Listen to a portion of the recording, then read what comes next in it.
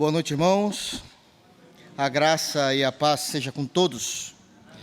Quero convidá-los a abrirem a Bíblia no livro de Esdras.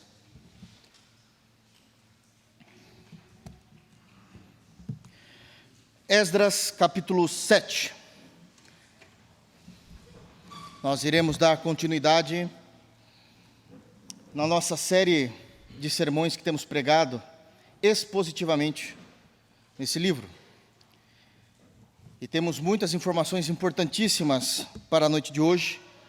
E quero pedir para que os irmãos prestem muita atenção em tudo aquilo que for lido e tudo aquilo que for falado. Será de extrema importância a maneira como nós cremos, porque é a partir da maneira como nós cremos que nós desenvolvemos a nossa fé, é a partir da maneira como nós entendemos os textos bíblicos com seus devidos contextos que nós vivemos a partir da verdade daquilo que nós cremos. Como nós bem sabemos, terça-feira é culto de doutrina, então haverá muita doutrina. E doutrina, como alguns dizem, doutrina não divide. Doutrina define o que é que nós cremos, por que cremos e como cremos. Isso é de extrema importância para a nossa vida espiritual. Amém? Amém. Esdras, capítulo 7, nós iremos ler dos versos de número 1 até o versículo de número 5. Esdras, capítulo 7, do verso 1 até o versículo de número 5. Amém? Todos abriram? É importante que todos leiam. Sempre digo isso, a palavra de Deus é viva e eficaz, ela pode transformar os nossos corações. Diz o texto bíblico, a partir do versículo de número 1, narrando os acontecimentos no período de Esdras.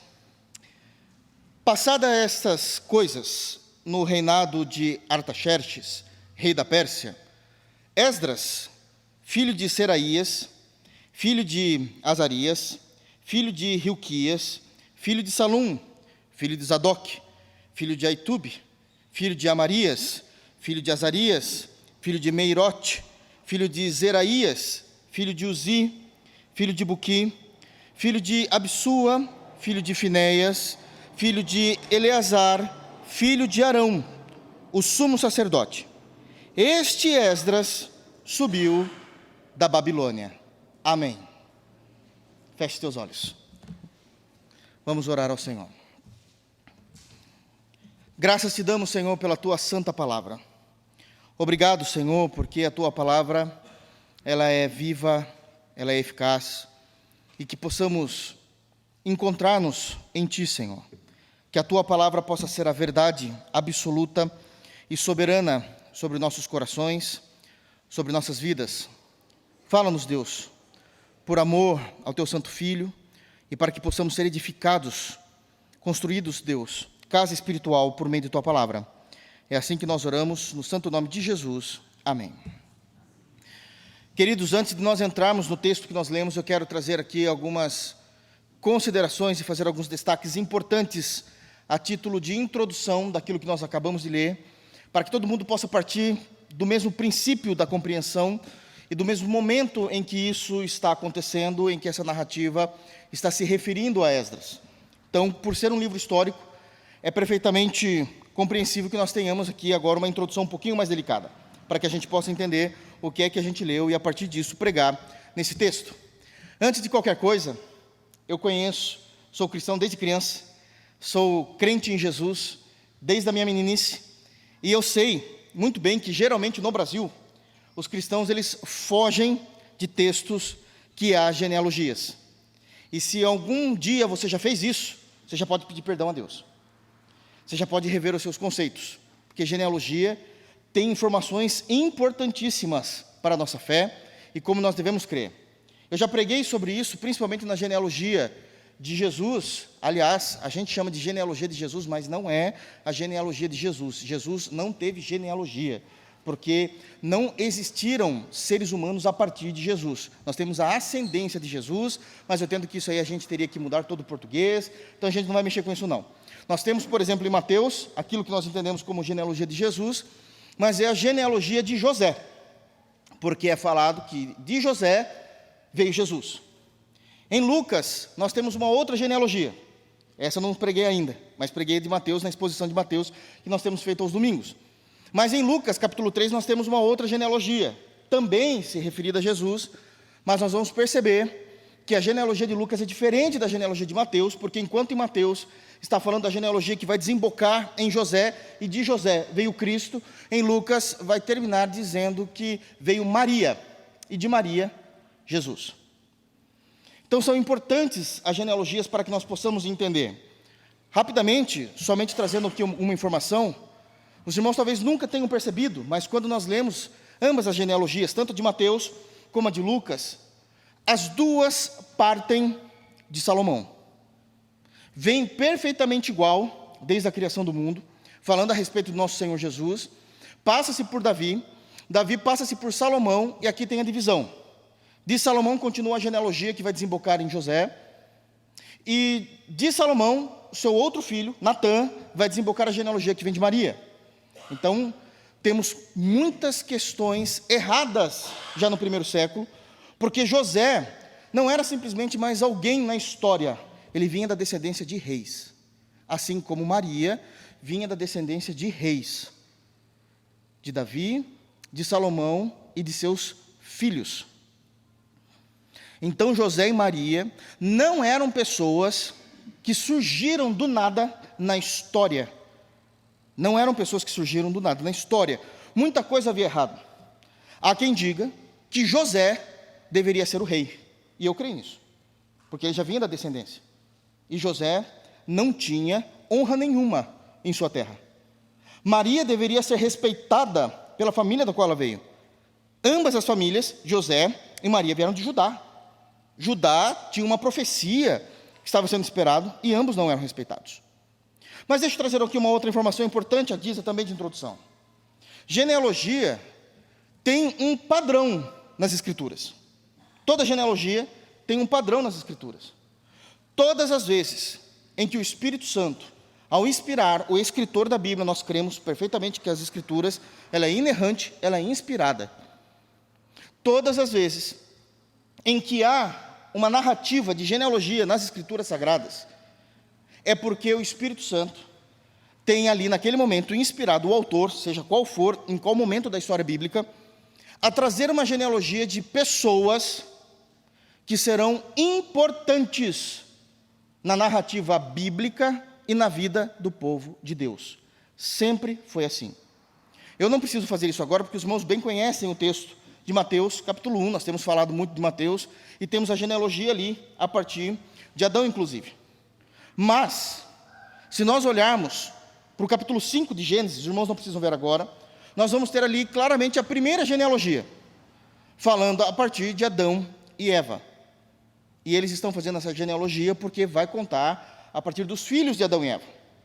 E a partir de então, todas as vezes que a história for anunciar alguém de importância para a narrativa bíblica, e entendamos como importância para a narrativa bíblica, como alguém de importância na história da redenção da humanidade, até se chegar a Cristo, todas essas pessoas de suma importância têm as suas genealogias. Todas elas. Então existe um padrão nas Escrituras para existir essa genealogia. Obviamente que algumas delas narrando pontos e eventos importantes da história que vai culminar em alguém, como nós também fizemos no início do livro de Esdras. Então, se significa que no momento da história, prestem atenção, é doutrina, não é isso que nós estamos falando?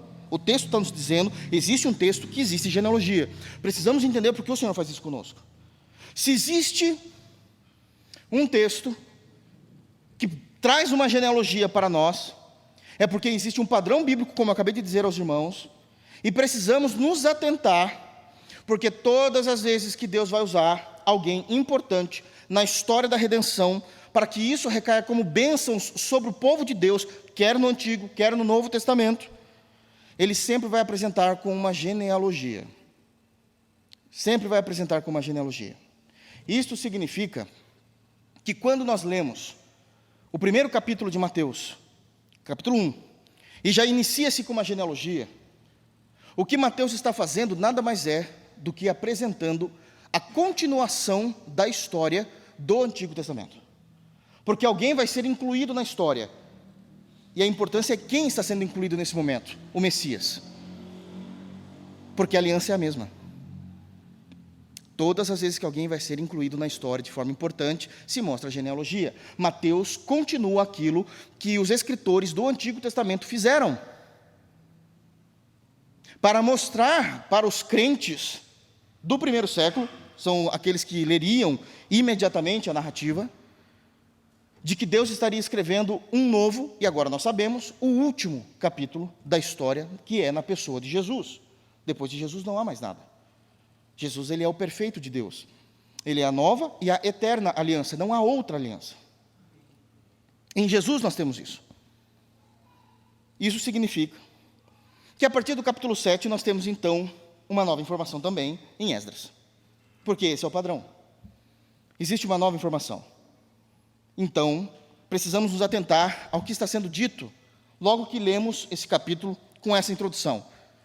E eu preciso então trazer algumas evidências importantes daquilo que está sendo dito e feito aqui no capítulo 7 de Esdras.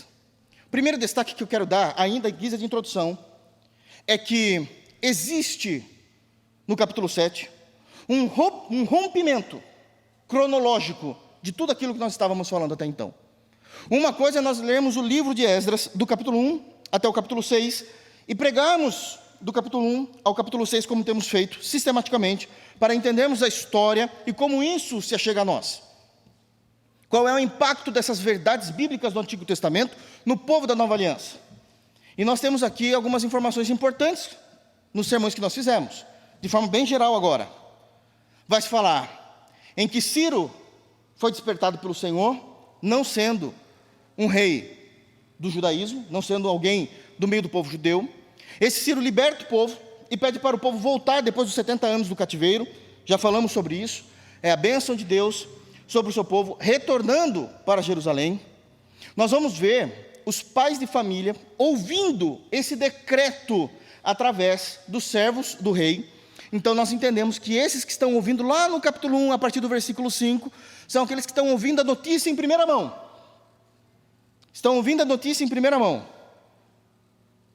E agora eles retornam em segurança. E o foco da ordem divina é: reconstruam o templo. E termina-se então toda a narrativa do capítulo 6, do 1 ao 6, dizendo que o templo foi reconstruído. E o último evento que foi narrado nisso foi a celebração da Páscoa, da qual nós pregamos e expomos o porquê eles fizeram a Páscoa nesse momento da história, com a reconstrução do templo. Então o foco que nós tínhamos do capítulo 1 ao capítulo 6 é a libertação do povo depois de 70 anos. Eles voltam para Jerusalém, voltam para Israel, e ali existe uma ordem divina: reconstruam o templo. Por que reconstruir o templo? Porque na antiga religião judaica, no Antigo Testamento, o centro daquilo que explicava a razão da fé deles, tudo acontecia no templo. Jerusalém sempre foi, até Cristo, a cidade do grande rei. Tudo o que Deus queria fazer no mundo, independente das nações, tudo o que Deus queria fazer na história, nós precisamos entender isso. E que ele decidia revelar o que ele ia fazer. Quando ele não revelava, ok, era um assunto somente de Deus, ele fazia de acordo com a sua soberania, mas tudo, eu vou repetir, tudo o que Deus queria revelar dos seus planos para o mundo, passava por Jerusalém, porque os profetas eram de lá, o templo estava lá, Deus se manifestava no templo, no Santo dos Santos, uma vez por ano. Jerusalém era a cidade mais importante do mundo, porque lá era a cidade do grande rei. Tudo que iria acontecer na história passava por aquela cidade. O templo foi reconstruído. Deus começa a falar com o seu povo novamente. Capítulo 7. Um rompimento cronológico. Nós vamos perceber que não vai se seguir imediatamente ao que aconteceu após a Páscoa. Nós temos aqui um hiato de 80 anos entre o final do capítulo 6 e a narrativa do versículo 1 do capítulo 7. Então há um rompimento cronológico. Como é que nós sabemos disso? Porque o texto já começa dizendo a respeito do reinado de Artaxerxes. Diz aí o versículo 1. Passada estas coisas. Que coisas? Toda aquela situação constrangedora com Tatenai e Setar-Bozenai, tudo isso já tinha acontecido agora, há 80 anos atrás. Quem está no trono? Artaxerxes. Esse Artaxerxes é o mesmo que nós vamos encontrar no livro de Ester. É o mesmo que nós vamos encontrar no livro de Ester. A história acontece de forma paralela, cada um com seus objetivos, as coisas têm acontecido. Já não é mais Dário, Dário já é morto. Então, o capítulo 1 ao 6, nós temos o reinado de Ciro, o reinado de Dário, Dário morre, entra Artaxerxes. 80 anos. Uma segunda e importante informação que nós temos nesse texto, para que a gente possa entender e interpretar corretamente, antes de crer de forma errônea nos textos bíblicos, sem certeza doutrinária, sem contexto daquilo que a Bíblia está falando, e começar a criar questões espirituais que não existem, é a primeira vez que Esdras vai ser citado no seu próprio livro. É a primeira vez que Esdras vai ser citado no seu próprio livro, final do versículo 5. Este Esdras é a primeira vez. Até então, quem era citado era Zorobabel, foi citado os profetas Zacarias, que também tem seu próprio livro, foi citado no capítulo 5 o profeta Ageu, que também tem seu próprio livro, mas Esdras não tinha sido citado. E por que Esdras foi citado aqui? Porque após ser levantado o templo, as coisas parecem que sozinhas não caminham. E Deus tem um cuidado especial com o seu povo. E Deus vai destacar um sacerdote. Esdras era um sacerdote. Se vocês lerem o versículo de número 12, vai estar escrito: Artaxerxes, rei dos reis, ao sacerdote Esdras. E aqui eu preciso dizer o que é um sacerdote nas Escrituras Sagradas. É totalmente diferente de um sacerdote católico, como muitos creem na fé católica. Um sacerdote, ele é alguém que vai mediar a vida do povo de Deus, a relação do povo de Deus para com Deus. E também vai mediar, no Antigo Testamento, vai mediar Deus, a maneira em que Deus vai tratar com o seu povo para com o seu próprio povo. Ele é um mediador. Profeta é aquele que proclama aquilo que Deus quer que o povo entenda e ouça. Mas quem faz a mediação no Antigo Testamento do relacionamento do seu povo, ou aqui explicitamente do povo de Israel, até aqui nessa altura do povo de Judá, para com o próprio Deus, sempre foram os sacerdotes. Então é isso que Deus tem em mente. O templo foi erigido, 80 anos se passou, as coisas não estão bem, sozinhas, no momento do texto, as coisas não caminham, precisa-se de uma liderança, precisa de alguém que instrua, precisa de alguém que ensine, e Deus levanta Esdras como sacerdote, um mediador entre Deus e os homens, um mediador entre os homens e Deus. E é por isso que ele aparece nesse texto. O foco principal da vocação de Esdras é a palavra de Deus e o povo de Deus. Toda a vida de Esdras será trabalhando em prol das escrituras que existiam naquele momento. Nós estamos falando do Antigo Testamento, o Novo não existia ainda, então estamos falando do Antigo Testamento, e ele vai trabalhar com os conceitos teológicos do Antigo Testamento, aplicando, cuidando, pastoreando, se assim podemos dizer, o povo do Antigo Testamento, ensinando o povo do Antigo Testamento a ser crente mediante as Escrituras, mediante aquilo que eles tinham em mãos, que era o Antigo Testamento. Esdras, em terceiro lugar, Esdras, o seu nome é um nome aramaico. Em hebraico, que seria o mais comum, aramaico é uma língua mais primitiva ainda, mas no hebraico seria Azarias, aliás, o mesmo nome de um dos amigos de Daniel. Vocês sabem que o nome Sadraque, Mesaque e Abednego, que nós conhecemos, não são nomes hebraicos. São nomes que o rei da Babilônia deu àqueles judeus.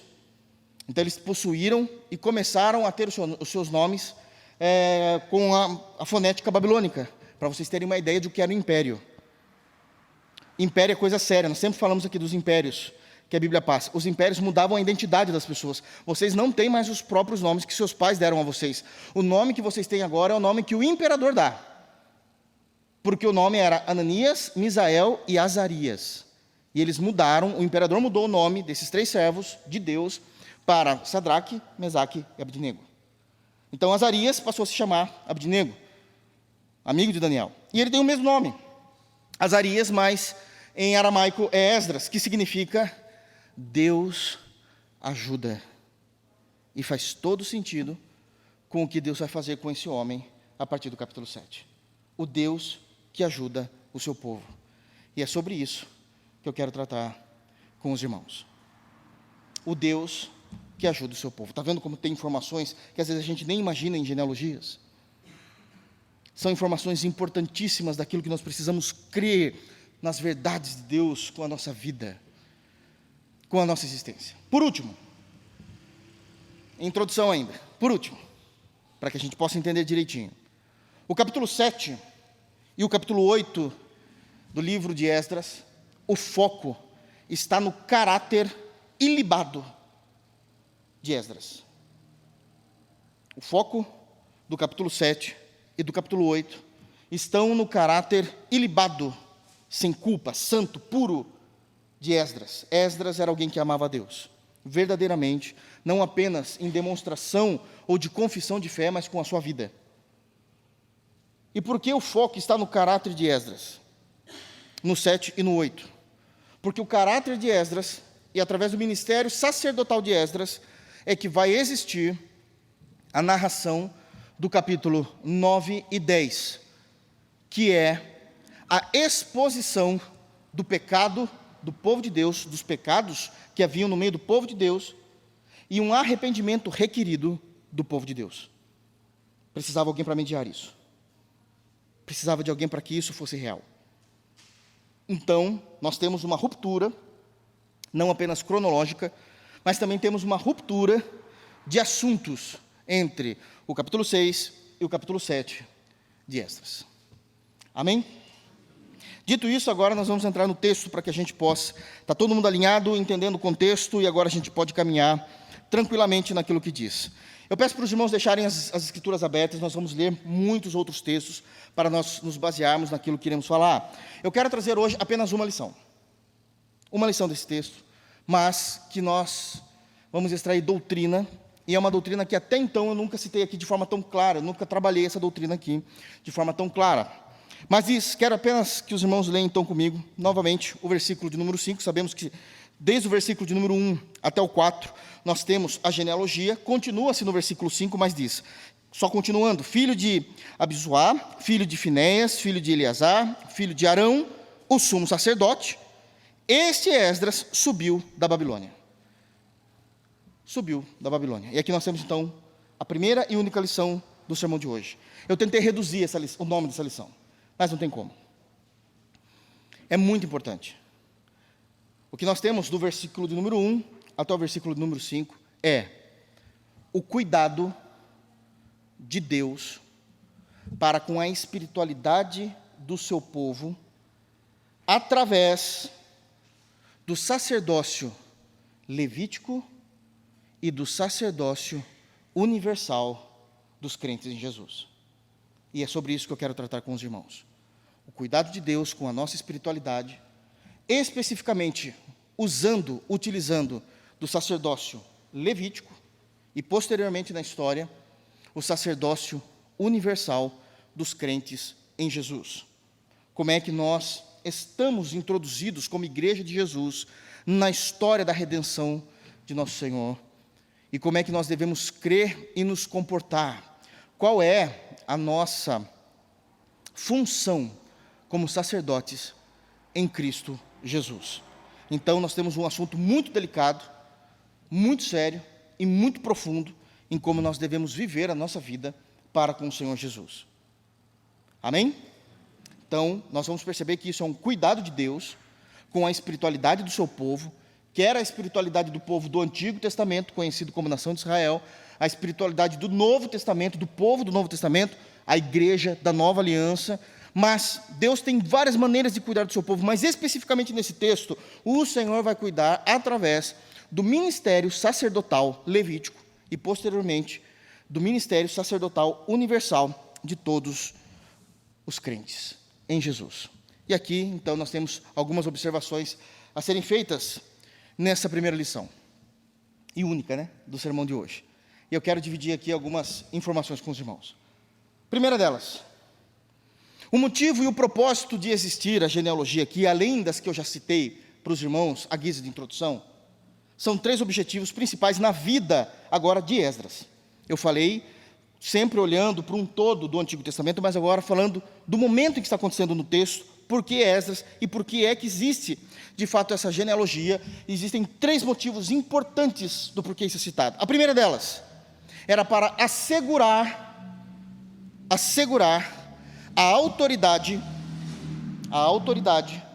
de Esdras em realizar o seu serviço. Assegurar a autoridade de Esdras em realizar o seu serviço. Esdras não é alguém que caiu também de paraquedas na história. O texto foi escrito de uma forma tão sistemática que o texto vai chegar, no versículo 5, em Arão. Arão foi o primeiro sacerdote, ou sumo sacerdote, que existiu na história, ungido pelo seu próprio irmão biológico Moisés, amando de Deus.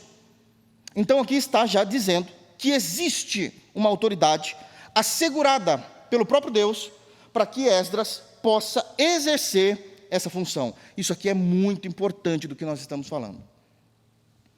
Quando nós olhamos para o texto do Antigo Testamento, o povo de Deus do Antigo Testamento, embora celebrasse festas de adoração a Deus, de forma extremamente santa, pura e piedosa, me permitam uma expressão, no Antigo Testamento, a liderança do povo de Deus não era a casa da mãe Joana. Como muitas vezes nós vemos com discrepâncias o que acontece na igreja do Novo Testamento, principalmente nesses últimos 40 ou 50 anos. Não, é Deus quem levanta, é Deus quem chama, é Deus quem assegura. E mediante a compreensão do Antigo Testamento, porque eu preciso impor primeiro, expor a compreensão do Antigo Testamento e depois trazer lições práticas, tudo está acontecendo de acordo com aquilo que Deus já tinha decidido na lei de Moisés. Tudo havia ocorrido da forma como Deus tinha estabelecido na lei de Moisés. Não é todos que podem ser sacerdotes. De início, o Senhor já estava demonstrando que era Ele que levantava pessoas específicas para esse ministério, para a liderança, para que estivesse à frente do ensino e da mediação entre Deus e os homens e Deus. E então, essa genealogia está assegurando que ele tem autoridade para trabalhar com aquilo que Deus queria com que ele trabalhasse. Em segundo lugar, por que também dessa genealogia específica para Esdras, colocado nesse texto? Pode parecer e soar algo igual, mas não é. São coisas totalmente distintas. A primeira é assegurar que ele tem autoridade divina para executar o ministério. Mas, em segundo lugar, é para qualificar quem era Esdras. Qualificar. Uma coisa é ter chamado da parte de Deus. Outra coisa é o crente que tem o chamado se qualificar para ser aquilo que Deus quer que ele seja. Existe a soberania de Deus em chamar pessoas em cada um dos ministérios que Ele distribuiu, agora trazendo para a nossa realidade, para a igreja de Jesus. Mas existe a responsabilidade de cada um se qualificar naquilo que irá trabalhar. Se nós lermos o texto, eu não vou expor isso porque não tenho tempo, mas o versículo de número 10 diz: porque Esdras tinha disposto o coração para buscar a lei do Senhor, para cumprir e para ensinar em Israel os seus estatutos e os seus juízos. A genealogia mostra que ele vem de uma linhagem que conhecem as Escrituras, de uma linhagem que está a serviço do grande rei, que ele tinha bons exemplos, partindo principalmente de Arão, de como ele deveria servir a Deus com aquilo que Deus tinha entregue nas mãos dele. esse é um ponto importantíssimo. Esse é um ponto importantíssimo. Eu gosto de citar muito disso. Ser cheio do Espírito Santo, mas não conhecer as Escrituras, vai te fazer um crente infantil. Vai te fazer causar escândalos no meio da igreja. O outro lado também é verdade. Ter muito conhecimento das Escrituras, mas não ser cheio do Espírito, é uma ortodoxia morta. Ambos precisam caminhar. A gente cresce na graça e a gente cresce no conhecimento. Ambos precisam caminhar juntos. Ambos precisam caminhar juntos. Para que possamos ter uma mente voltada às Escrituras, teologia na cabeça e fogo do Espírito no coração. Se nós não tivermos os dois, nós vamos falhar. E vamos falhar mesmo. Terceiro lugar, porquê da genealogia? A primeira, para assegurar a sua autoridade. A segunda, porque nós temos aqui uma declaração da família que ele veio. Ele se dispõe, então ele vai se capacitar, capacitando ali o seu ministério. E em terceiro lugar, tão importante quanto os outros dois, prestem bem atenção, ele vinha de uma linhagem reconhecida em Israel. E você vai dizer, mas o que isso tem a ver? Tudo a ver. Se vocês perceberem, quando o Senhor vai instituir o ministério do Novo Testamento, deixa para lá antigo, o ministério do Novo Testamento, e ele vai tratar, o ministério pastoral, e ele vai tratar disso, tanto em 1 de Timóteo capítulo 3, como em Tito capítulo 1, uma das compreensões que se há para se estabelecer um pastor é que ele tenha um bom testemunho dos de fora. Que ele tenha um bom testemunho dos de fora. A vida daquele que vai trabalhar com o povo de Deus não inicia quando ele é ordenado. Antes da ordenação, no Antigo Testamento, ele tinha que vir de uma família que Deus tinha instituído, que essa seria a família que iria trabalhar, do povo de Levi, da tribo de Levi, por isso um levita. Mas no Novo Testamento, não se existe mais isso. Não se existe. Mas a orientação continua a mesma. Qual é o testemunho dele com os de fora? Como os de fora o reconhecem? Para que ele não seja um escândalo para a igreja. Ter a genealogia assegura o seu trabalho. Ter a genealogia mostra que ele era qualificado para a função. Ter a genealogia mostra que ele vinha de uma família reconhecida, que era a família dos levitas. Isso é importantíssimo para a maneira como Deus vai cuidar do seu povo. Nós não estamos falando que Deus faz acepção de pessoas no Novo Testamento para levantar pessoas ao santo ministério. Não. Deus, ele faz questão que a pessoa que for levantada ao santo ministério para liderar o seu povo, para cuidar do seu povo, seja uma pessoa ilibada em sua moral. Como é que pode a igreja deixar pessoas que não têm uma moral correta, ilibada, pura, estarem nos templos, estarem nos púlpitos? Como é que pode pessoas que fogem de toda a pureza que o Novo Testamento nos apresenta, estarem lidando com assuntos que eles não têm condições de lidarem? Como é que um padre da Igreja Católica pode querer me aconselhar a respeito de casamento e filhos?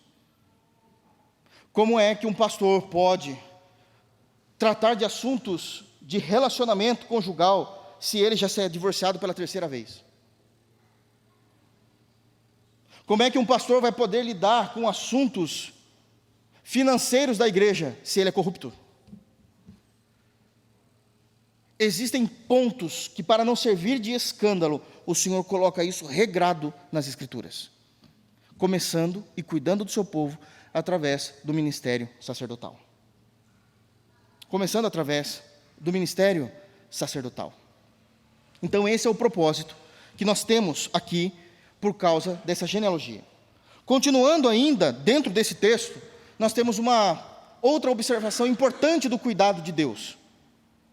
Deus levanta homens específicos. Por quê?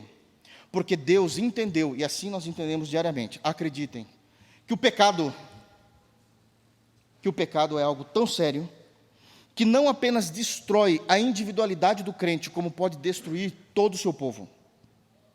É esse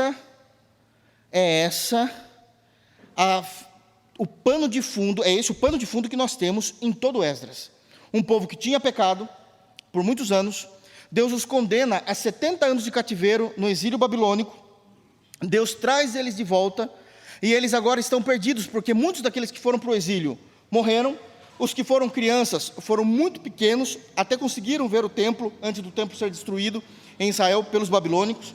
Aqueles que retornam, que foram crianças, agora já idosos, choram a ver os fundamentos do novo templo, mas muitos que chegam ali, nasceram no exílio, nasceram no meio de um juízo de Deus sobre o seu povo por causa do pecado. E se chegamos aqui então a duas conclusões a respeito do pecado. O pecado ele é tão destrutivo que ele pode destruir uma nação toda, e a nação precisar passar por uma reconstrução literal, como foi o caso do povo de Deus. O templo precisou ser reconstruído, as casas precisaram ser reconstruídas, a economia precisou ser reconstruída, toda a nação de Israel, mas também o pecado destruiu toda a fé em Deus deste povo, a ponto da fé precisar ser restaurada. E um dos cuidados que Deus tem para restaurar a fé, a espiritualidade, a saúde espiritual do seu povo é levantando homens de Deus. E aqui no caso, ele vai levantar Esdras. É por isso que é importante nós estarmos em igrejas em que há uma liderança séria, bíblica, sadia, com relação àquilo que nós cremos. Eu falo isso porque eu já ouvi desde criança, gente acaba ouvindo muita coisa, está na igreja há muito tempo. Eu já ouvi irmãos dizendo, às vezes até com uma certa ignorância e inocência, mas que não deixa de ser pecado, onde falando, mas eu não estou lá para servir homens. Eu sei que não, mas o fato de nós não estarmos na igreja para servirmos homens, não significa que nós não amemos a sã doutrina. E isso precisa ser preservado. Isso precisa ser preservado, porque Deus enviar ou levantar homens sérios para o ministério da liderança, tanto no Antigo Testamento como no Novo, precisa ser entendido no seio da igreja como um cuidado especial de Deus. Porque muitas vezes nós achamos que igrejas, trazendo isso para a realidade do Novo Testamento, existir igrejas com homens sérios, com pastores piedosos, de envergadura moral e espiritual, que realmente nos colocam com olhos brilhando sobre eles, não em adoração, obviamente, mas porque nós vemos o testemunho, o caráter, a santidade, a pureza com que eles vivem. Isso é um privilégio dado por Deus à igreja local, e o Senhor prova isso. Eu quero que os irmãos abram no profeta Jeremias, por favor. Jeremias, capítulo 3. Aliás, o início de Jeremias, ele está pregando pré-exílio, e ele meio que vai entrar no exílio, nesse período da história. Mas ele já estava avisando, através da profecia que Deus tinha dado a ele, como é que Deus queria trabalhar com o seu povo, chamando o seu povo ao arrependimento. E existe uma bênção de Deus se o povo se arrependesse. Existe uma bênção de Deus se o povo se arrependesse. Olha o que é dito, Jeremias capítulo 3, verso 14 e 15. Jeremias 3, verso 14 e 15. Olha a bênção de Deus. Primeiro, o chamado ao arrependimento, e uma bênção de Deus por causa do arrependimento agora, que acontece no coração do seu povo. Posso ler? Leiam, isso é importante. Convertei-vos, ó filhos rebeldes. Percebe? Ele está chamando ao arrependimento, é uma chamada ao arrependimento, porque ele está chamando de filhos, mas esses filhos são rebeldes. Convertei-vos, ó filhos rebeldes, diz o Senhor. Nós sabemos que a tradução real desse texto, Senhor, possivelmente na sua Bíblia, a tradução está com todas as letras maiúsculas, porque aqui é o nome de Deus mesmo, Jeová. Então, diz o Senhor Jeová, porque eu sou o vosso esposo, e vos tomarei, um de cada cidade e 2 de cada família, e vos levarei a Sião, dizendo que Deus não tem somente uma geografia específica, mas Ele vai tirar. E aí olha a bênção da conversão. dar-vos-ei pastores segundo o meu coração, que vos apacentem com conhecimento e com inteligência. A bênção de Deus sobre o seu povo é cuidar da espiritualidade do seu povo, usando homens tão pecadores quanto, mas homens que amam a santidade, que amam a pureza, e tem duas características importantes desses pastores. É o conhecimento adquirido, eles têm conhecimento do que pregam, eles têm conhecimento dos devidos contextos, eles têm conhecimento das doutrinas, eles têm conhecimento de como olhar para determinados textos, por mais difíceis que sejam. E deixa eu te contar uma coisa, para um homem de Deus, adquirir conhecimento leva tempo e custa dinheiro. Porque eu sei que muitas vezes nós nos maravilhamos com o conhecimento de muitos homens de Deus, sem dúvida alguma. Como é maravilhoso nós ouvirmos homens de Deus com fausto conhecimento, vasto conhecimento. Só Deus sabe o quanto custou para ele chegar nisso. Não podemos ficar espiritualizando as coisas. Quanto custa um bom seminário? Quanto custa um bom livro? Quanto custou as horas dele se debruçando e estudando? Mas também existe uma segunda característica, com inteligência. Essa inteligência vem de sabedoria. De forma bem simples, pastor, o que é sabedoria? É a coisa mais difícil do mundo. Sabedoria é você saber como saber.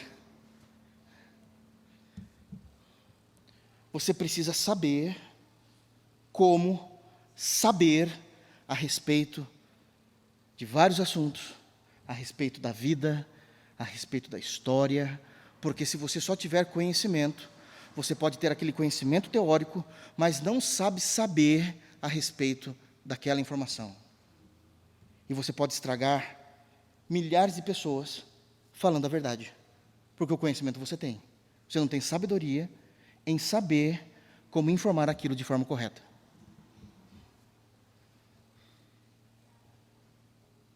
A promessa de Deus é: eu lhes darei pastores. Óbvio que eu preciso fazer um adendo aqui. O verso 15 não está se referindo diretamente ao ministério pastoral do Novo Testamento, porque não era isso que estava em voga nesse momento da história. Isso inclui toda a liderança espiritual de Deus sobre o seu povo. Então aqui nós conseguimos compreender como sacerdotes, profetas, e isso se estende também no Novo Testamento, com relação aos apóstolos, que deixaram de existir já no primeiro século, temos que deixar isso muito claro. Os apóstolos que nós vemos hoje em dia são falsos, não têm as características do apostolado que a Bíblia permite, eles mesmos se auto-intitularam apóstolos, é impressionante isso, e os pastores que lideram a igreja. Então isso se estende, é um cuidado de Deus na espiritualidade do seu povo. Se vocês se arrependerem, eu darei pastores segundo o meu coração, Deus diz. Ter homens piedosos, ter homens na liderança, isso é um cuidado de Deus sobre a sua vida, sobre a vida da igreja espalhada por toda a terra, da verdadeira igreja de Jesus, espalhada em cada canto da terra. Isso é uma bênção. Isso é uma bênção. E como é esses homens, como é que nós entendemos? A gente já sabe então que o sacerdote é aquele que media, mas como isso surge no Antigo Testamento? Porque esse é o sacerdócio levítico no Antigo Testamento. Por que levítico? Porque vem da tribo de Levi. Deus, ele institui que os sacerdotes, aqueles que trabalhariam para Deus full time, no templo ou no tabernáculo, de acordo com o período da história, tabernáculo e posteriormente o templo construído, seriam apenas a tribo de Levi. E é interessante o que é requerido desses homens. Tudo começa com Arão. E eu gostaria muito, então, que os irmãos abrissem a Bíblia, lá em Levítico, capítulo 8, Levítico é o livro da lei, e nós vamos ter, então, eu não vou ler tudo, os irmãos podem ler em casa, se assim desejarem, mas nós vamos ter, no capítulo 8, a consagração dos primeiros sacerdotes e de como eles deveriam trabalhar para Deus. A consagração dos sacerdotes e a seriedade que eles precisam ter para trabalhar com Deus, para Deus, com Deus não, para Deus, e como eles devem se portar. E eu sei que alguém pode estar perguntando, pastor, estou entendendo como isso é sério, mas o que isso tem a ver comigo? Calma, tem tudo a ver com vocês, tem tudo a ver comigo. Levítico, capítulo 8, é dito, a partir do versículo 1, e depois eu vou ler versículos específicos do capítulo 8. Vamos ler aqui. Olhem só o que é requerido dos sacerdotes. Disse mais o Senhor Jeová a Moisés, então é Deus Pai, falando a Moisés: toma Arão e seus filhos, e as vestes, e o óleo da unção, como também o novilho da oferta pelo pecado, e 2 carneiros, e o cesto dos pães asmos. Isso aqui é assustador. Isso aqui é assustador. Por quê, irmãos? Porque a liderança cristã, quando eu me refiro à liderança cristã, eu não estou me referindo, embora tenha a sua honra e a sua nobreza, eu não estou me referindo a grupos específicos dentro da igreja, estou referindo à liderança que cuida da espiritualidade do povo de Deus, que pastoreia, que ensina, que exorta. É um ministério muito alto, muito nobre e muito grande para qualquer homem que já pisou na face dessa terra. Para qualquer homem que já pisou na face dessa terra. Eu sei, e aqui existe uma questão pastoral muito séria, que talvez os irmãos não saibam, mas eu conheço e eu confesso o meu pecado, que eu já passei por essa situação algumas vezes. De quando eu me chegava em algum determinado lugar e me perguntavam o que eu era profissionalmente, e agora que eu full time, no pastorado, muitas vezes a gente quer falar uma outra coisa, e não se expor que é pastor. Muitos irmãos, eu conheço muitos pastores assim, porque o pastorado ficou tão manchado pela pecaminosidade de homens perversos que ocupam esse espaço, que quando você fala que é pastor, as pessoas olham de canto para você. Se você falar que é um pastor, as pessoas já não confiam em você. Eles acham que você vive da corrupção do dinheiro da igreja. Eles não acham que vocês são pessoas sérias. Fecha portas. Até a década de 80, realmente, falar que era pastor, existia uma honra. Era maravilhoso. A honra era tão grande que as pessoas chamavam os pastores de reverendo. E isso se manteve muito mais na igreja presbiteriana, por uma questão até eclesiástica da igreja deles. Mas existe um ponto específico de que, se você falar que é pastor, possivelmente você vai ser humilhado primeiro. Vai existir brincadeirinhas, vai existir piadas, para depois te levarem a sério. Como é difícil isso? Como é difícil. Aqueles que têm um nível acadêmico um pouco maior, eles preferem se apresentar como mestres em teologia, doutor em divindade, porque fizeram seus doutorados, pós-graduado em tal coisa, professor de faculdade ou professor universitário ou de seminário, por vergonha. Embora todos esses mereçam seus devidos cargos, porque lutaram, estudaram e foram aprovados nessas especialidades, existe uma beleza em você falar que você é pastor, porque é uma função que você não merece e foi atribuído pelo próprio Deus. Não é algo que você conquistou, é algo que lhe foi imputado. E isso sim lhe mostra a honra. Não a honra em você mesmo, mas honra no Senhor, e como eu devo honrá-lo com isso. Quando ele diz para então se tirar, chamou Arão e seus filhos, e ele vai trazer então as suas vestes que representam uma pureza, uma santidade, já estou falando aqui para adiantarmos o texto, as vestes sacerdotais que representavam uma pureza, uma modéstia, uma santidade, o óleo da unção, que significa que de fato Deus o estava o chamando, o separando para o ofício, mas também o novilho e mais 2 carneiros, então nós temos 3 sacrifícios, e o cesto de pães, e aí acrescentar ainda, asmos, porque sem fermento significa que não deveria haver pecado. Obviamente que isso é quase que uma impossibilidade. Como é que homens não irão pecar? Mas está falando de pecados que não vão sujar a sua moral, que não vão sujar a pureza da igreja, que não vão manchar, envergonhar, escandalizar o povo santo de Deus. E existe então, e é exigido dos sacerdotes, 3 sacrifícios: um cordeiro e 2 carneiros. O primeiro está no versículo 14. O primeiro está no versículo 14, que é dito: então fez chegar o novilho da oferta pelo pecado, e Arão e seus filhos puseram as mãos sobre a cabeça do novilho da oferta pelo pecado. E versículo 15, e Moisés o imolou e tomou o sangue. Um ponto importante é que todos esses homens, Arão e seus 2 filhos, precisaram se apresentar diante de Deus, amando de Deus com esses animais. E o primeiro era a oferta pelo pecado, porque eles precisavam confessar publicamente os seus pecados. Quando eu digo, não é ficar falando, contando, eu pequei sobre isso não é nesse sentido, mas publicamente, porque toda a congregação, no versículo 3, estava vendo essa cerimônia.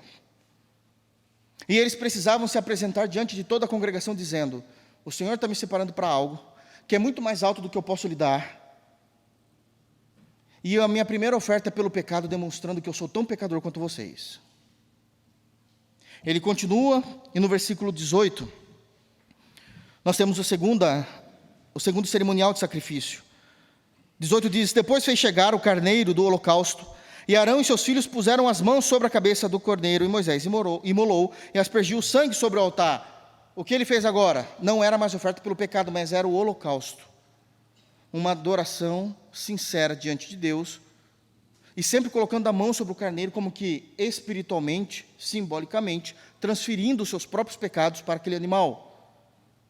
E o holocausto é queimado por inteiro no hebraico. Aquilo deveria ser queimado por inteiro. E quando era um holocausto, precisava haver uma aceitação da parte de Deus. Qual era essa aceitação? Que quando aquele animal era queimado, o cheiro daquele animal deveria subir como aroma agradável a Deus. Bom, isso não depende do animal, mas isso depende da disposição e da sinceridade do sacrifício. Da mesma forma como a oferta de Caim não subiu como cheiro agradável a Deus, mas a oferta de Caim não foi queimada, então não tem a ver com o animal, tem a ver com a disposição, com a sinceridade do coração, até porque Caim ofereceu dos legumes da terra. Ok, irmão, vocês estão me olhando, pelo amor de Deus, né? Ok? Gênesis. Vocês não começaram ali, está difícil, né? Então isso tem que ficar claro. Se Deus aceitasse, a pessoa, como é que a gente sabe se Deus aceita? Se a pessoa continuar viva. Se a pessoa morrer, Deus não aceitou. E por último, nós tínhamos no versículo, então era queimado por inteiro, a aceitação de Deus. 22, verso 22, então fez chegar o outro carneiro, e esse era único para os sacerdotes. Era um sacrifício específico, que era o carneiro da consagração. E Arão e seus filhos também puseram as mãos sobre a cabeça do carneiro, e Moisés o imolou e tomou do seu sangue. E isso é dizer para Deus: a partir de agora, eu consagro toda a minha vida para Ti. E eu estou fazendo isso com oferta de sangue. No sangue está a vida. É uma oferta que vai custar a vida. Nós não estamos brincando aqui não, é o que Arão está dizendo. O Senhor nos chamou, nós sabemos da seriedade, sabemos o quanto isso custa, mas o Senhor pediu para que nós oficializássemos isso, trazendo uma oferta de consagração, dizendo que a partir de agora, nós nos consagramos a Ti. E essa é uma oferta de sangue. Diferente das duas primeiras, tanto a do verso 14, explicado no versículo 15, como a do verso 18, explicado no verso 19 e em diante, o sangue desses animais não foram derramados sobre o altar. O primeiro no chifre do altar ali, que significava o poder de Deus e tal, para perdoar. O segundo, queimado por inteiro no altar. Mas o terceiro, no terceiro, é dito que quando Moisés imolou, versículo 23, e Moisés imolou e tomou do sangue e pôs sobre a ponta da orelha direita de Arão, a ponta da orelha, onde se coloca o brinco, né? A ponta da orelha direita de Arão, e sobre o polegar da sua mão direita e sobre o polegar do seu pé direito. Dizendo que a partir de então, uma vez que ele é consagrado, tudo aquilo que ele ouvir e entrar em sua mente e seu coração, tem que passar pelo filtro de Deus. Tudo aquilo que ele fizer, tudo aquilo que ele obrar, tem que passar pelo filtro de Deus. E seja onde ele queira chegar, na sua instrução, no seu caminho, no seu ensino, ele chega em Deus. Ele caminha uma vida de santidade em Deus. Tudo feito com sangue. Tudo feito com sangue. Até aqui, a responsabilidade é sobre os sacerdotes. Tinha alguém no meio desses sacerdotes que tinha que liderar. Eram muitos sacerdotes, para poder mediar toda a congregação, toda a nação de Israel. Então eram sacerdotes. Mas tinha um que mandava neles. O sumo. O sumo é o mais importante, o mais alto cargo elevado, o sumo sacerdote. Sumo em hebraico é nesse sentido. A mesma coisa que no grego arque. O arqui-inimigo, o meu maior inimigo. Arque-sumo é a mesma coisa, só em línguas diferentes. Como é que se lidava com isso? Então, o sumo sacerdote. O sumo sacerdote era aquele que tinha que se achegar até Deus, de forma clara. Como é que ele fazia isso? Ele era o único que podia entrar, ou no tabernáculo, ou no templo, de acordo com o período da história, mas num lugar chamado Santo dos Santos. E ele podia fazer isso somente uma vez por ano. Nem mais, nem menos. Uma vez por ano, no dia estabelecido pelo próprio Deus. E ele matar um cordeiro, que estava sendo explicado aqui na escola bíblica dominical, e derramar o sangue sobre a tampa da Arca da Aliança. Por que na tampa? Porque Deus quis chamar o nome daquela tampa de propiciatório. De propiciatório. Que de uma forma simples, sem querer entrar muito em detalhes, mas não deixa de ser, no grego é essa tradução, embora eu sei que tem um significado mais profundo, de aplacar a ira de Deus. Exatamente, propiciação no grego é aplacar. E aplacar como? Porque alguém precisou nos substituir. E Isaías 53 nos mostra que Jesus foi esmagado por nós. Uma vez por ano. E ele deveria sair rápido desse lugar e se ajuntar com todo Israel que estava fora do templo ou do tabernáculo, e todos ficarem em silêncio, esperando Deus se manifestar. E Deus vinha numa língua de fogo, entrava no Santo dos Santos e limpava, a Bíblia até diz que lambia, né, como que limpava aquele sangue, porque Deus aceitou, e isso concedia o quê? Um ano a mais de perdão. Porque no ano seguinte, no dia 16 do mês de Abib, ele teria que fazer novamente essa expiação. É Deus cuidando do seu povo através de homens pecadores, separados para o ministério, para poder mediar Deus para com os homens e os homens para Deus. Isso é a estrutura que nós temos de Deus cuidando. Tudo isso que eu estou falando, irmãos, é Deus cuidando do seu povo através de Esdras. A gente acha que não tem nada ali naquele texto, né? Mas Deus levantou Esdras, provando porque ele podia fazer isso. E está falando, Esdras vai fazer exatamente o que está escrito no livro da lei. Só que aqui tem agora um ponto importante que eu quero trabalhar no teu coração e no meu. Até aqui o conhecimento teológico. A partir de agora a prática. A partir de agora a prática. Por causa do pecado do homem e da história da redenção, Deus foi se revelando progressivamente na história, com esses pontos específicos que eu acabei de falar, cuidando da nossa espiritualidade. Cuidando da nossa espiritualidade. Levantando homens para isso. Até que veio Jesus. Mas antes de vir Jesus, existiam profecias que diziam o seguinte: sim, é verdade, eu, o Senhor, instituí a tribo de Levi para que haja sacerdotes que cuidem de vocês. Mas o meu projeto é que não exista mais sacerdotes, que todos sejam. Todos sejam. E no Antigo Testamento nós já temos informações a respeito dessa promessa. Antes de Levítico nós temos o livro de Êxodo, e Êxodo já falava disso. Eu queria que os irmãos, por favor, abrissem Êxodo 19. E Êxodo 19 é um texto maravilhoso, porque Êxodo 19 Eu sei que parece uma redundância, mas eu explico por que eu estou falando dessa forma. Êxodo 19 antecede Êxodo 20, óbvio, né? Óbvio. Mas aqui em Êxodo 20, nós temos os 10 mandamentos. Nós temos Moisés subindo no Sinai e trazendo os 10 mandamentos. Mas em Êxodo 19, Deus vai tratar com toda a nação de Israel, aqui entre nós. Tudo aquilo que vocês estavam falando assim, graças a Deus isso é com os sacerdotes. Lê do engano, peçam também perdão a Deus. Porque em Êxodo 19, Deus vai tratar de como Ele quer ser cultuado no dia em que Ele der os 10 mandamentos, que é 3 dias depois, aqui na contagem. Alguns falam 3, outros falam 5, tem uma questão de tradução aí, mas não é o momento. Então nós temos, dia 19, Deus ensinando como Ele quer que o povo se comporte no dia em que Moisés trouxer as tábuas da lei. E aí é dito assim, então, vamos lá, 19?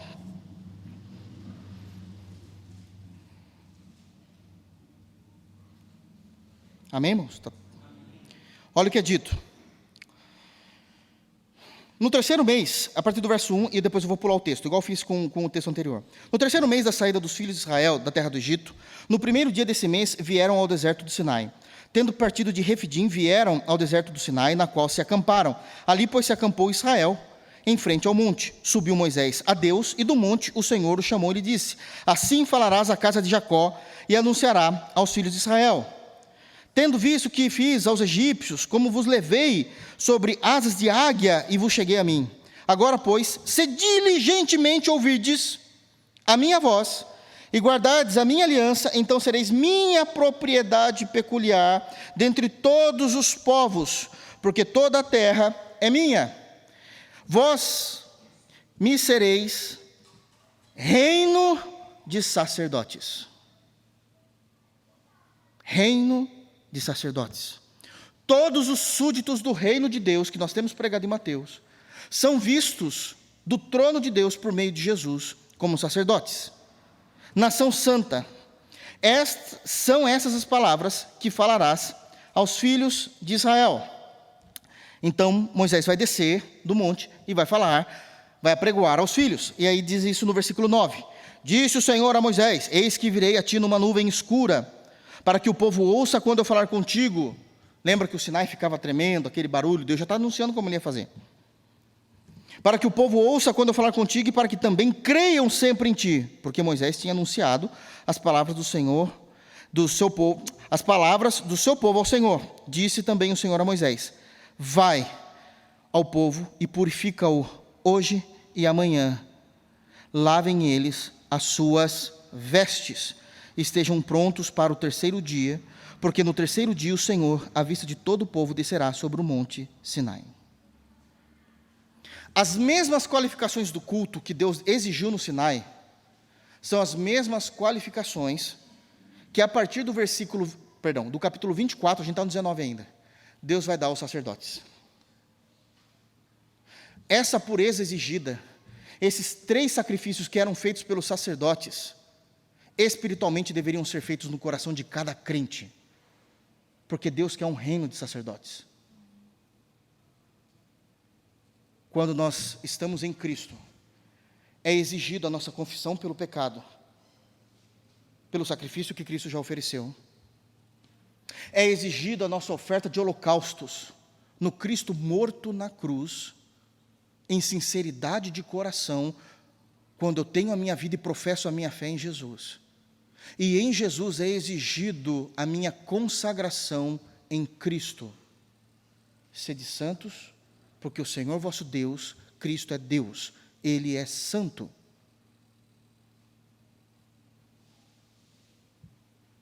E aqui nós começamos a entender então que o sacerdócio levítico foi apenas por um tempo como instrução, e passa a ser o sacerdócio universal de todos os crentes. Nós precisamos ter isso em mente. Nós precisamos ter Levítico 8 em mente. Deus exige um sacrifício pelo pecado, e isso aconteceu em Cristo por nós, e devemos viver essa realidade do sacrifício de Cristo. Senão nós não estamos nos consagrando a Deus, não somos crentes reais. Deus exigiu holocaustos e Cristo foi entregue. Seu corpo foi mortificado terrivelmente naquela cruz, de forma humilhante. E nossas verdades precisam estar na cruz. Da mesma forma como também é exigido o sacrifício de nossa dedicação para Deus. Porque se o nosso Senhor é santo, nós também precisamos ser. Nós também precisamos ser. Isso muda a forma como nós vivemos no nosso dia a dia. Essas 3 consagrações precisam estar em nós.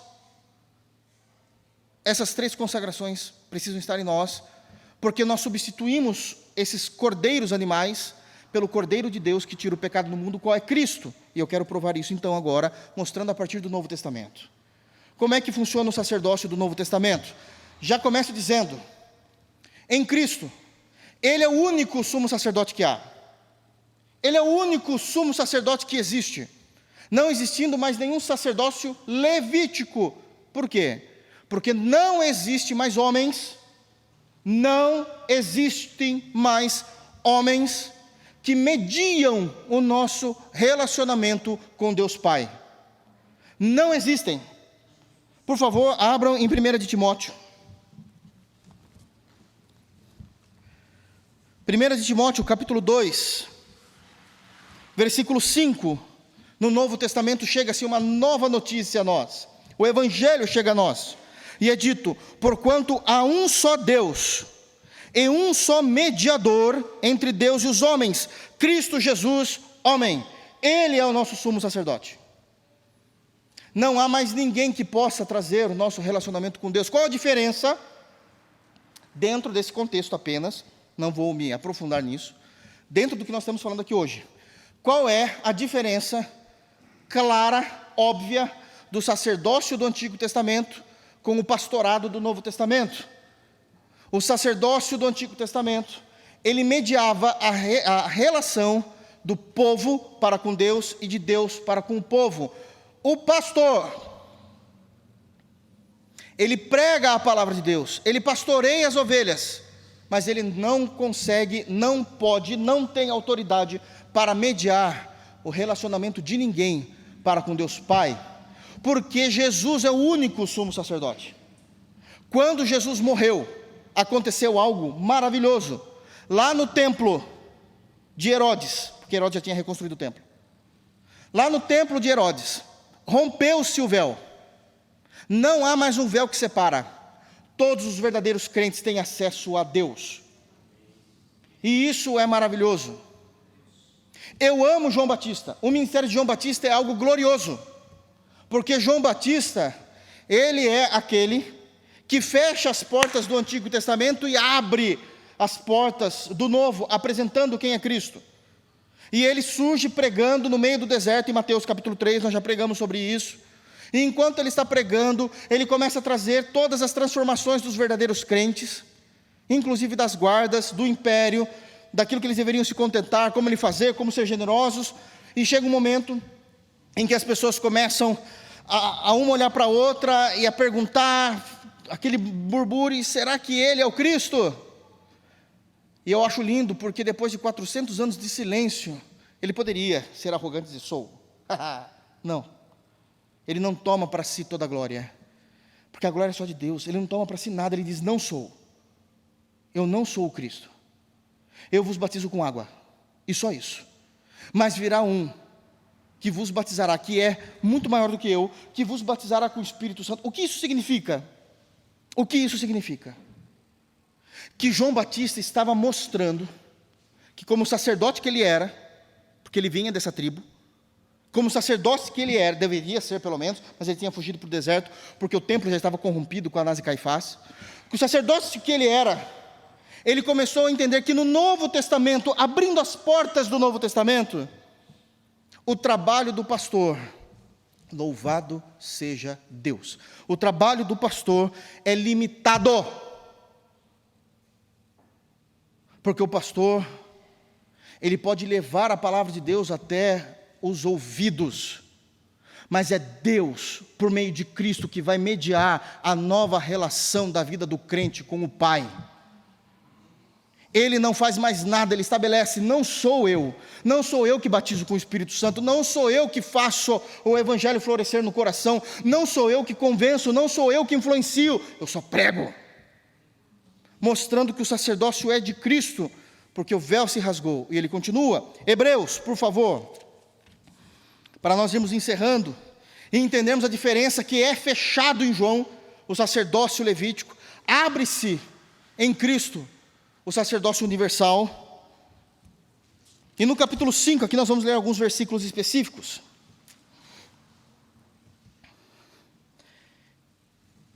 Se torna um sacerdote superior a todos os sacerdotes do Antigo Testamento. Ele se torna alguém muito superior no seu sacerdócio. Aliás, no início da carta aos Hebreus, é dito que o sacerdócio de Cristo, ele é superior a Moisés, superior aos anjos, superior a Josué, superior a Arão, superior a Davi. E por que isso? Porque Cristo foi o único que se tornou sacerdote sem oferecer os 3 sacrifícios, porque ele não precisava se purificar para entrar diante de Deus. Ele se tornou maior do que todos os sacerdotes, porque Jesus foi o único que se tornou sacerdote e o sacrifício. Os sacerdotes ofereciam os cordeiros, Jesus ofereceu-se a si mesmo como sumo sacerdote. Em Hebreus capítulo 5, é dito no versículo 7, só lemos e vamos entender, ele, 5:7, ele, Jesus, nos dias da sua carne, tendo oferecido com forte clamor e lágrimas, orações e súplicas, a quem o podia livrar da morte, e tendo sido ouvido por causa da sua piedade, embora sendo filho, aprendeu a obediência pelas coisas que sofreu, quando ele chora no Getsêmani, o Senhor quer ouvi-lo, mas ele entende que ele precisa tomar daquele cálice da ira de Deus, e ele aprende a obediência pelas coisas que sofre, e tendo sido aperfeiçoado como sacerdote, como ser humano ele era perfeito, tornou-se o autor da salvação eterna a todos os que lhe obedecem, tendo sido nomeado por Deus sumo sacerdote segundo a ordem de Melquisedeque. Melquisedeque é superior a Abraão, que é o pai dos levitas. Por que é superior? Porque Abraão ofereceu o dízimo, pão e vinho a Melquisedeque. Ele se submeteu a Melquisedeque, tendo uma ordem sacerdotal muito maior. Capítulo 6, versículo 20, onde Jesus, é só seguir a sequência, agora o capítulo 6, 20, onde Jesus, como precursor, entrou por nós onde? Diante de Deus Pai, tendo se tornado sumo sacerdote para sempre, segundo a ordem de Melquisedeque. Capítulo 7, e talvez o mais sério desse assunto, a partir do versículo 23. Capítulo 7, 23. Olha o que é dito. Ora, aqueles que são feitos sacerdotes, está se referindo ao Antigo Testamento, aqueles que são feitos sacerdotes, em maior número, porque muitos, era toda a tribo de Levi, porque são impedidos pela morte de continuar. Eles são nomeados sacerdotes, trabalhavam, mas iriam morrer. Então precisavam ser muitos sacerdotes. Este é Jesus. No entanto, porque continua para sempre, tem o seu sacerdócio imutável. Por isso também pode salvar totalmente os que por ele se chegam a Deus, vivendo sempre para interceder por eles. Com efeito, nos convinha um sumo sacerdote como este, santo, inculpável, sem mácula, separado dos pecadores, e feito mais alto do que os céus, que não tem necessidade, como sumos sacerdotes, de oferecer todos os dias sacrifícios, primeiro pelos seus próprios pecados, depois pelos do povo, porque fez isso uma vez por todas, quando a si mesmo se ofereceu. Jesus é o sumo sacerdote e ele é o sacrifício.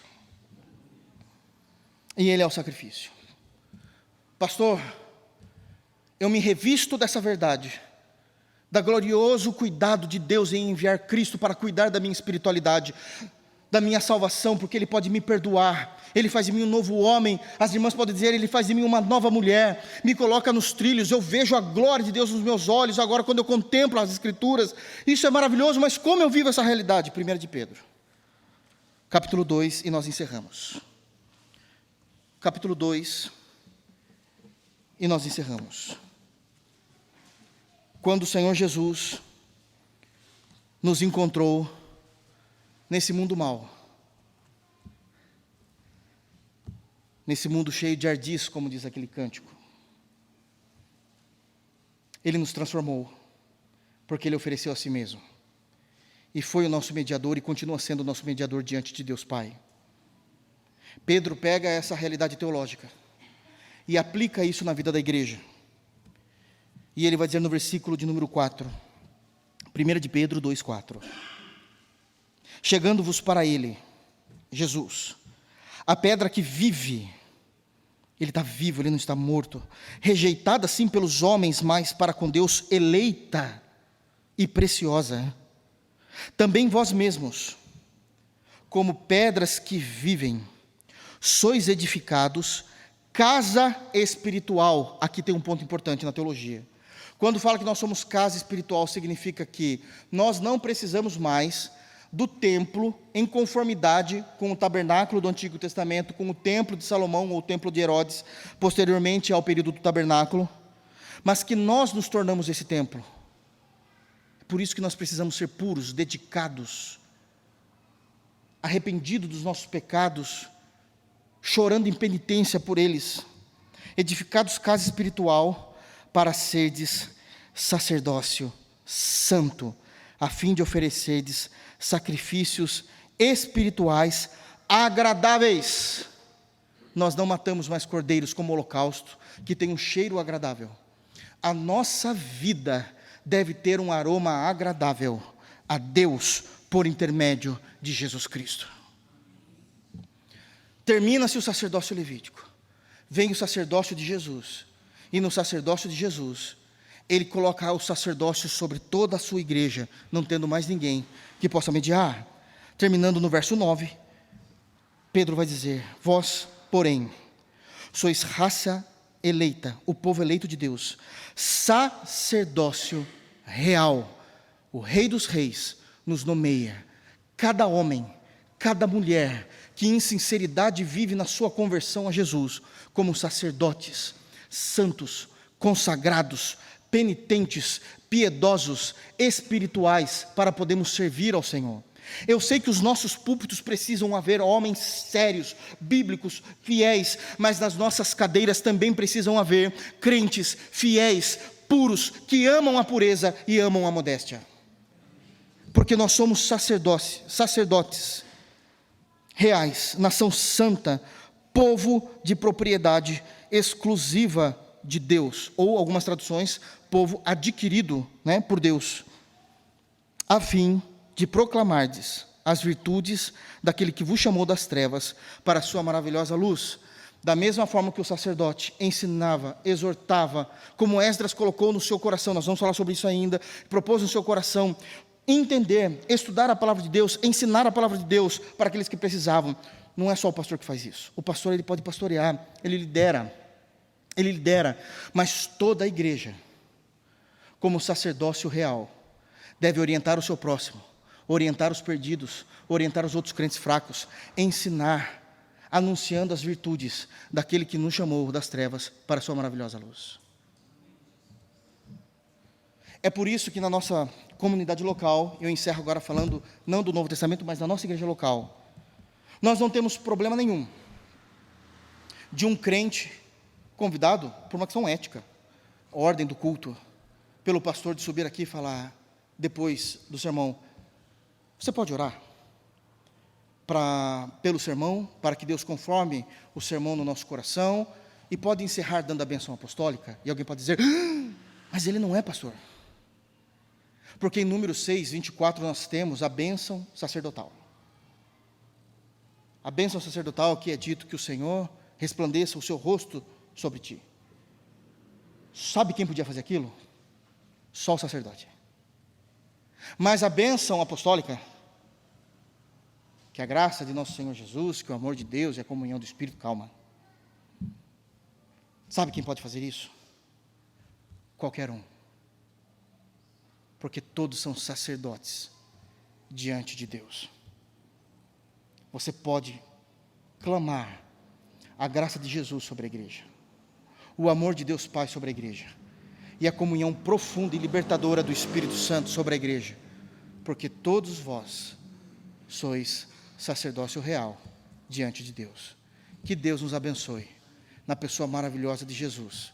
E assim como Esdras foi usado na mão do Senhor, nós vamos ver isso agora a partir do versículo 6. E Esdras foi usado na mão do nosso Senhor para abençoar espiritualmente o povo de Deus daquele período.